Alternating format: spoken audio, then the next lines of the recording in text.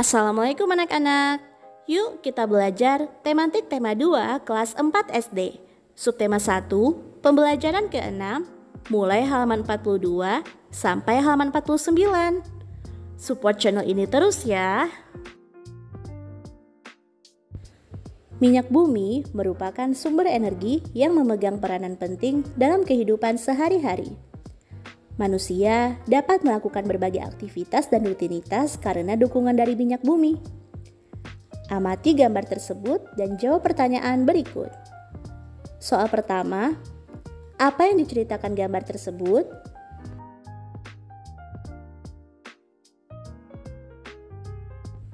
Ya, seorang ibu sedang menjemur baju di bawah sinar matahari, sementara seorang ayah sedang berolahraga.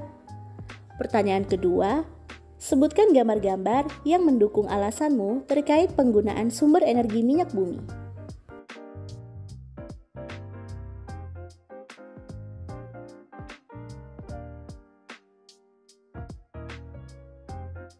Ya, penggunaan sumber energi minyak bumi terdapat pada gambar ibu yang sedang menjemur.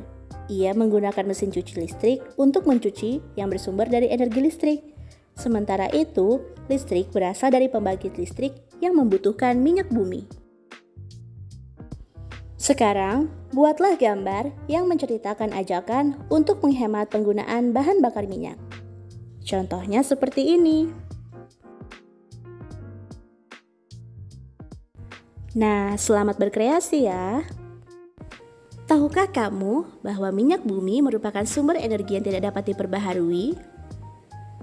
Oleh sebab itu, kita berkewajiban untuk menghematnya. Minyak bumi merupakan salah satu sumber energi. Kita sebagai warga negara mempunyai hak untuk memanfaatkan minyak bumi dalam mendukung aktivitas sehari-hari.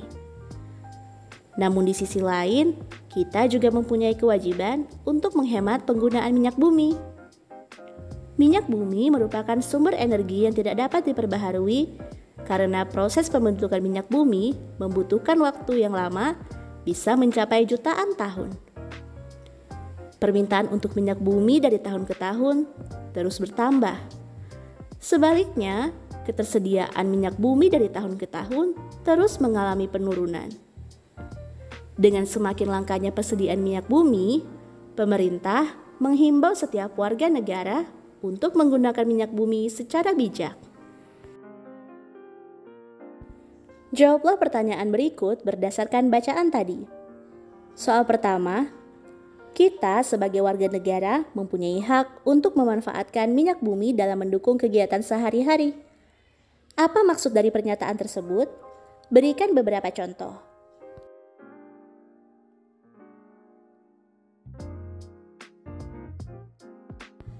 Kita bisa memanfaatkan minyak bumi untuk mendukung kegiatan sehari-hari. Tapi kita harus mengolahnya dengan baik dan memanfaatkan minyak bumi dengan bijak.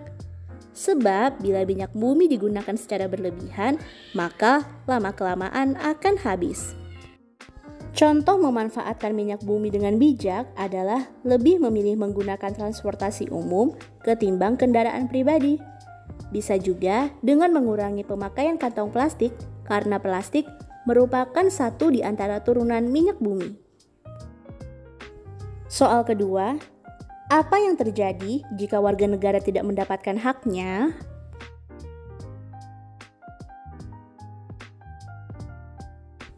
Ya, jika warga negara tidak mendapatkan haknya, bisa saja terjadi gejolak dalam kehidupan masyarakat. Gejolak tersebut merupakan bentuk ketidakpuasan atas tidak berjalannya hak dan kewajiban secara seimbang. Dampaknya bisa terjadi kekacauan di mana-mana. Soal ketiga, kita sebagai warga negara berkewajiban untuk menghemat penggunaan minyak bumi. Apa maksud dari pernyataan tersebut? Berikan contohnya.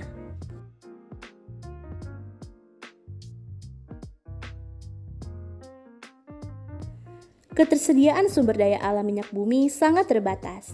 Selain itu, minyak bumi termasuk sumber daya alam yang tidak bisa diperbaharui. Oleh karena itu, kita wajib menghemat penggunaan minyak bumi. Misalnya, dengan lebih banyak menggunakan transportasi umum ketimbang kendaraan pribadi.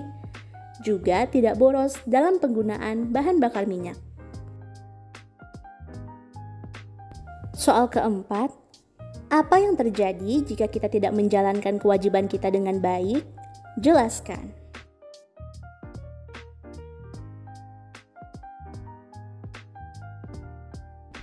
Jika tidak menjalankan kewajiban kita dengan baik, maka kita tidak akan menerima hak. Pertanyaan kelima, berikan saranmu cara memanfaatkan minyak bumi secara bijak.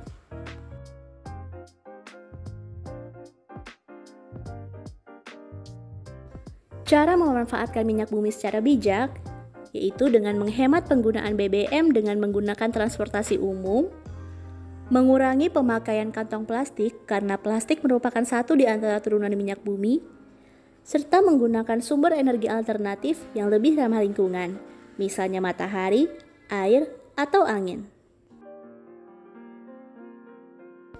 Sekarang, temukan gagasan pokok dan gagasan pendukung pada teks berikut. Jawab di kolom komentar ya, Ibu tunggu. Baiklah anak-anak, sampai di sini dulu ya penjelasan Ibu kali ini. Terima kasih banyak atas perhatiannya.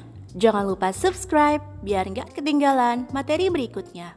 Wassalamualaikum warahmatullahi wabarakatuh.